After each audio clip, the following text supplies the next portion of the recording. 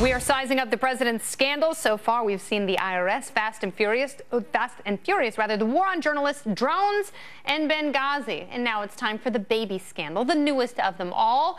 And that would be Bowe Bergdahl.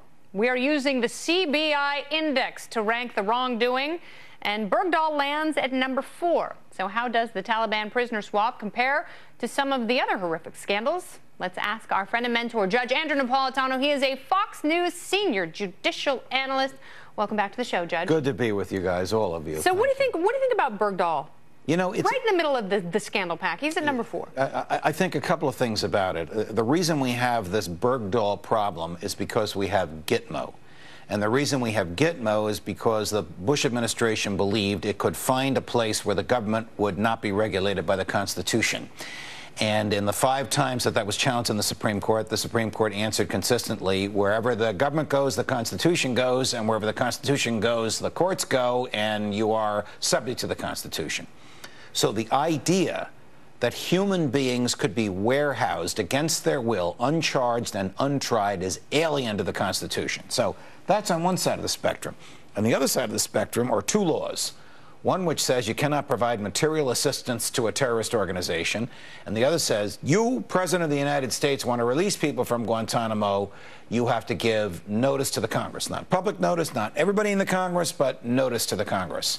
All those things came together in the confluence of the Bergdahl situation. Which comes right on the heels of the VA scandal, by the way. I mean, This is a brand new scandal that I think the president was going to make him seem somewhat heroic, but you're saying that, you know, not only are there constitutional problems with Gitmo, but in the Bergdahl swap itself with the laws that were violated. Yes, and the Bergdahl scandal, if you will, was timed by the president, in my opinion, to get the VA scandal off the front pages. He didn't time the VA scandal. The VA scandal has been going on since Eisenhower was president. Every president is culpable for it, not culpable because they provided bad medical service. The government shouldn't be in the position of providing anybody with medical service. Especially when they have no choice. Right. If the government wants to entice people to join a volunteer army by saying, if you're injured in the army or the military, we will take care of you for the rest of your life, give them vouchers. Let them go to the same first-class, for-profit medical care that the rest of us go to. Yeah.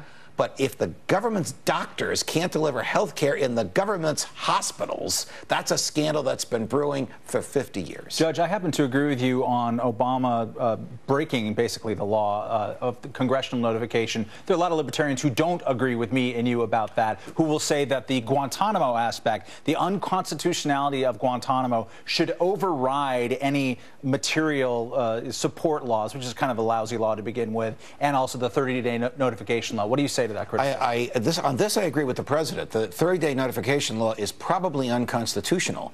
It's unconstitutional because these are military prisoners in a military facility, and he is the commander-in-chief of the military. He doesn't need to tell the Congress anything if he wants to move a prisoner from one place to another.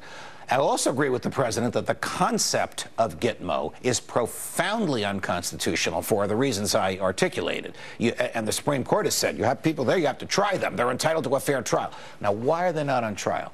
Because the Bush administration and the Obama administration is afraid to reveal the circumstances of their capture, the circumstances of their interrogation, the circumstances of their presence there, and above all, they're afraid to reveal what they'd have to reveal in order to prosecute them. If you can't prosecute, then you shouldn't arrest. Do you disagree? But they don't follow that rule because when they were arrested, they thought that Gitmo would be this place free from the Constitution. And do you disagree with Ralph Peters' assessment that the job of the president is to keep people safe? I profoundly disagree with that assessment. Read the presidential oath, which is the only oath of office set forth in the Constitution. The job of the president is to enforce the Constitution. That means to keep us free and to keep us safe. If they keep us safe but unfree, as these 2 presidents, George W. Bush and Barack Obama, have attempted to do, they're not doing their jobs. All right, well, we have a lot more to get to with you. The judge is coming back to reveal the #1 Obama scandal. And next, get your paddles ready and play along. Name That Scandal is next. Stay with us. Unlimited cash back. Let that phrase sit with you for a second. Unlimited, as in no limits on your hard-earned cash back. As in no more dealing with those rotating categories. The Quicksilver card from Capital One. Unlimited 1.5% cash back on everything you purchase every day.